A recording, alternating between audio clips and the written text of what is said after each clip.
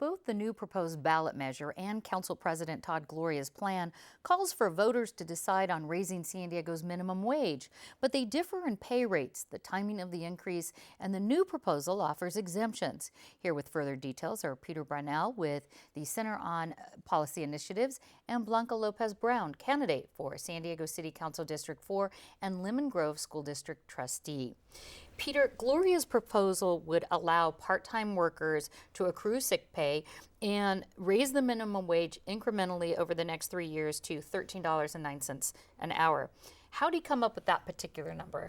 Well, that number, I think there's two answers to that. One is that he looked at, what a number of other cities had done, numbers that were sort of arrived at by a number of different organizations in the region in terms of the cost of living and the wage that's required to support that. But that number in particular was also the number that our Making Ends Meet report identified as the cost of living, or the wage, the full-time wage that a single adult needs to earn to be fully self-sufficient. And not rely on government, exactly. Government help. How would this raise, if it went through, impact minimum wage workers? It's going to have a huge impact. Our estimates so far are that it would impact roughly 200,000 low-wage workers, and they would get, on average, $2,800 in additional earnings per year. And Blanca, your proposal is a little different than this. What does your proposal look like? My proposal states that, again, that it is slightly above the state minimum wage. And so by the year 2018, it will be raised, the minimum wage, to $12 per hour. And there's also some other things too. Tell us Yes. about the exemptions. And so when it would be a gradual increase, it would begin January 1st, 2015, starting at $10.10 an hour.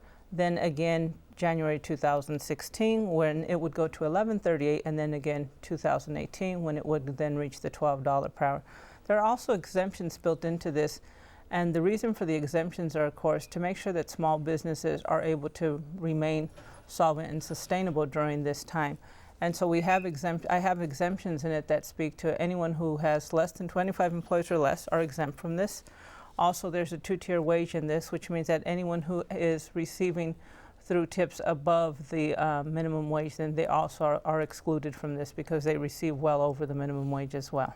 And Peter, what are your concerns about Blanca's alternative measure?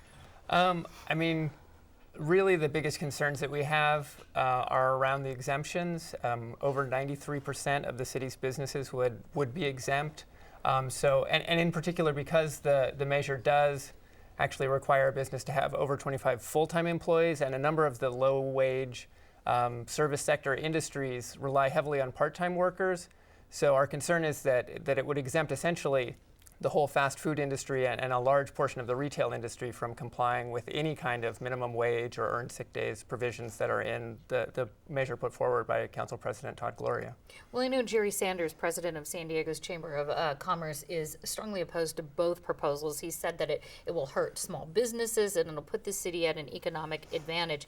Sanders will join us later this week with his deeper take on this issue. But until then, I want to ask you both, starting Blanca with you, what is your response to concerns that it will put the city at an economic disadvantage and hurt small businesses? Well, my proposal, again, is I've gone out into the community on the campaign trail, spoke with many small business owners as well as the labor force.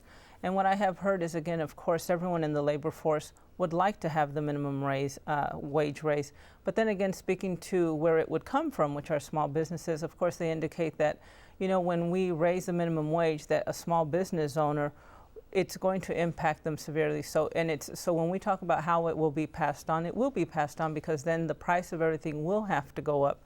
So again, with these exemptions, it protects. That addresses sort of the small business owner. Protects them. Let me get Peter's take on that as far as the economic disadvantage. We've heard that a few times, that we're going to, San Diego is going to be higher, and so these people are going to be forced to do work elsewhere, or people will hire them elsewhere.